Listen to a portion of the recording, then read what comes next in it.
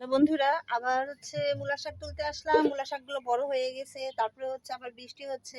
এই বৃষ্টিতে শাকগুলো পচে যেতে পারে। আজকে শুক্রবার, ভাবলাম যে বাসায় যেহেতু আছি সারাটা দিন, তাহলে মূলা শাকগুলো তুলে খাই।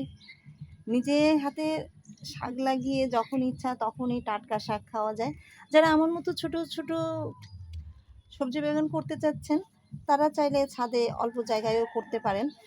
ছোট ড্রামগুলা কিনে, কিংবা ছোট যে এখন প্লাস্টিকের ক্যারেটগুলো পাওয়া যায়, বেশি নেয় না, এই যে ফলের ক্যারেটগুলো 100 টাকা করে নেয়। আপনারা চাইলে সেখানে কিনে যে ছাদ বাগান করতে পারেন। এই দেখেন আমার শাকগুলো আমি তুলতে আসছি এই সকালবেলাতেই প্রচুর রোদও উঠে গেছে। আজকে সকাল সকাল চলে আসছি যে টাটকা শাকটা তুলে নিয়ে খাবো। আমার দুইটা বেডে আমি মূলা শাক লাগিয়েছিলাম, তো একটা শাক আমি আজকে সম্পূর্ণটাই তুলে নেব। দেখাচ্ছি আমি শাকগুলো।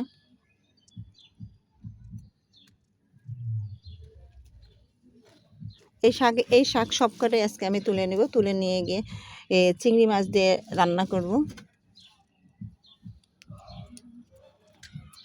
আপনারাও চাইলে বাসায় এরকম ছোট ছোট জায়গায় শাক লাগিয়ে দিতে পারেন।